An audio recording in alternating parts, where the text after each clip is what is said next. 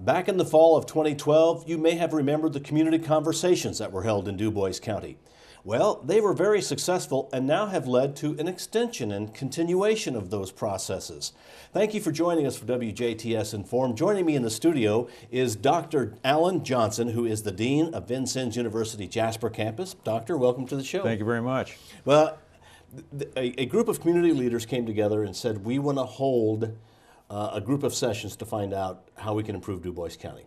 In the fall of 2012, we responded to a request for proposals from the Vincennes Center for Public Affairs at Ball State University and Indiana Humanities, and they were encouraging community conversations. And we said, we would like to do that. And the way it shaped up was we had 3 short sessions rather than going an entire day. In the first one, we had Dr. Mike Hicks, who is a professor at Ball State in the economics department, presenting his community asset inventory. And he gives grades to all the counties in the state on various factors, and we scored quite well in Du Bois County. But we also recognize that we need to take some steps to keep moving forward and make us better. And so that kicked it off.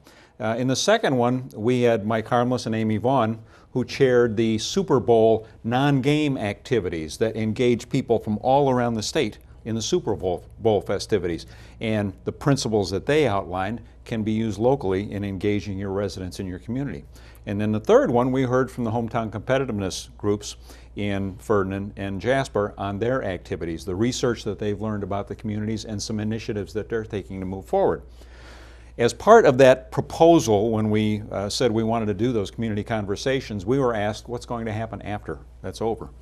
And we said we plan to continue these conversations because we are engaging people in a wide way around the community to think about how we can move forward.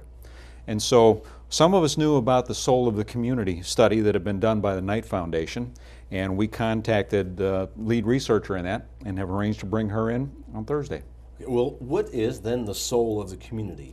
The Knight Foundation decided to do a study, and this is part of the Knight brothers were the Knight Ridder newspaper chain, which used to have newspapers in about 26 communities around the country.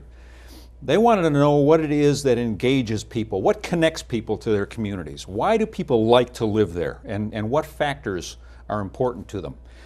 And they engaged Dr. Catherine Laughlin, who is a sociologist, to lead that study. And the report is fascinating to read. We will share that with people on Thursday. Dr. Laughlin is coming in to speak and lead an educational session on it. In the morning, we're going to do a seminar for local city, town, county officials, both elected and appointed officials, who want to learn how they can take advantage of what they know from the report. We will have a luncheon at which she will be a keynote speaker for the general public, people who are interested, and she will speak about her findings. Okay, now let's talk first of all about the seminar for the government officials. That's a $10 fee, and I know we're kind of getting really close to the cutoff. Is it too late to get registered if somebody's a county or city official? Anyone who would like to participate should get on the phone to Nancy Eckerly at the Jasper Chamber of Commerce right away and ask to have a reservation. I'm sure we can accommodate that person. And the seminar in the morning is $10, and that primarily covers our catering costs. Okay. And it's not strictly limited to people who are officials who are appointed or elected in the county. Educators, those who would like to have an impact on moving the county forward are welcome to participate in that as well. It's a 2.5-hour seminar. Okay, and then the luncheon, that's probably a little more restrictive because you do have to have some sort of reservations for that because you got to get numbers for people. We do, and again, we want reservations as early as possible if people will call in to Nancy at the chamber. That's a $25 luncheon. Again, it covers the cost of running the event and the caterer. And after that luncheon, Dr. Laughlin will be doing a keynote speech about her work. Okay, and this is held where? This will be held at the Ferdinand Community Center. It's Ferdinand Community Center, plenty of parking, nice facility. It is, very much so. What are some of the things that Dr. Laughlin found out that you yourself found fascinating? I found fascinating the idea that downtown and the amenities for a nightlife become important.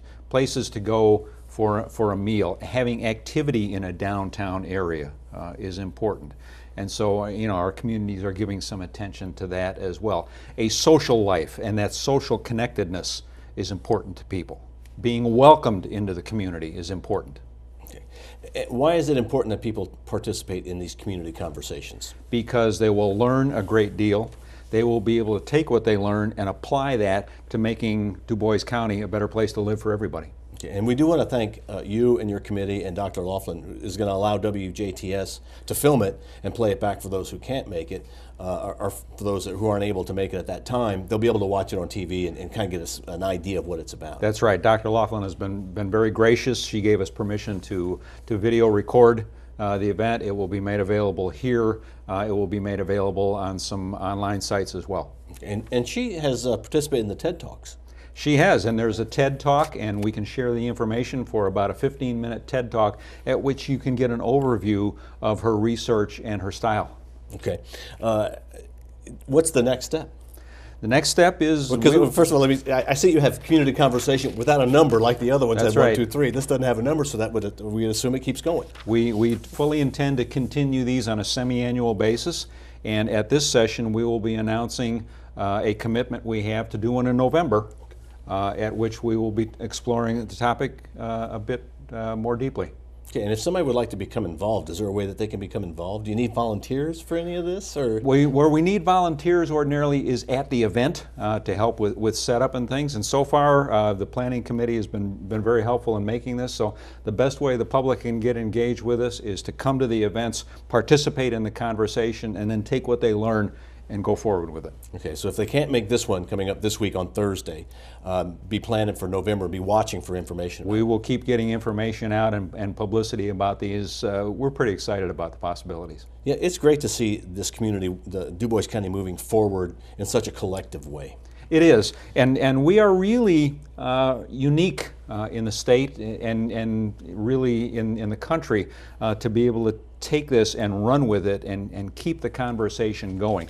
Du Bois County has had some wonderful successes in the past. We have great companies, we have great amenities, we have good cities and towns and rural areas. But we know that we can't become complacent. We have to keep moving forward or we'll fall behind. All right, well, is there anything else that you'd like to add? I would welcome anyone's participation. We will have room, but get your reservation in soon. Right away.